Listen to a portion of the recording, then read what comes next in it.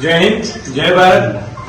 આજ રોજ માણસાની અંદર આઇકોનિક કામગીરી ગેરરીતિ જે અપનાવી રહી છે, જે માણસા નગરપાલિકાની અંદર પ્રમુખ શ્રી, ચેરમેન શ્રી દ્વારા જે કરોડો રૂપિયાનો ભ્રષ્ટાચાર આઇકોનિક માણસાની અંદર થઈ રહ્યો છે, જેની અંદર જો લીગલી રીતના તોડવા જાય તો આપણે કોઈ ધર્મનો વિરોધ નથી, આપણે હિન્દુ સનાતન ધર્મના છીએ, પણ તાલુકા પંચાયતથી માંડી ઠેઠ સુધી બધું દબાણમાં આવે છે.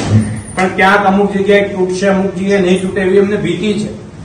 અમે આજે તો ચીફ ઓફિસરશ્રીને રિક્વેસ્ટ કરી, સાહેબ શ્રી, ગરીબ વ્યક્તિઓને શાંતિથી જીવવા દો, કદાચ તમે 1 ફૂટ નહીં કાપો તો કઈ આઇકોનિકમાં શોભા બગડી નહીં જાય, પણ કોકનો ગરીબનો રોટલો છીનવાઈ જશે તો આઇકોનિક બનાવેલો પણ ના બનાવ્યા સમાન છે. તમારે એવું ટ્રાફિક કંટ્રોલ કરવું હોય તો બજાર વિસ્તારની અંદર નકરો ટ્રાફિક છે. આખા ગામતળની અંદર જોવા જાવ તો અડધું ગામ દબાણમાં છે. એ દબાણ લાવો. પણ આજે 27 કોર્પોરેટર માણસાની અંદર ચૂંટાયેલા છે, 27માં એક કોર્પોરેટર એવું કહેવા વાળો નથી મળ્યો તો હું ગરીબોનું આ તૂટતા મકાન, તૂટતી દુકાનો હું અટકાવીશ.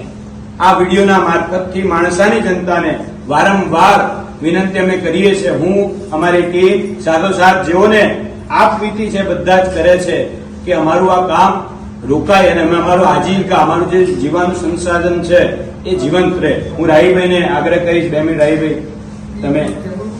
નમસ્કાર. મહિપાલજીએ કહ્યું એ પ્રમાણે માણસાનો આઇકોનિક રોડ એક માથાનો દુખાવો બની રહ્યો છે અત્યારે, અને આપ સર્વે જાણો છો એ પ્રમાણે કેટલાક જાણીતા એવા લાગતા વળગતા બિલ્ડરોને સાચવી બાકીના બિચારા નાની રોજી કમાતા એવા દુકાનદારોને આ લોકો ટાર્ગેટ બનાવી રહ્યા છે. એમની દુકાનો તોડવા માટેની નોટિસ આપી છે અને આડેધડ બાંધકામ તોડવામાં આવી રહ્યું છે.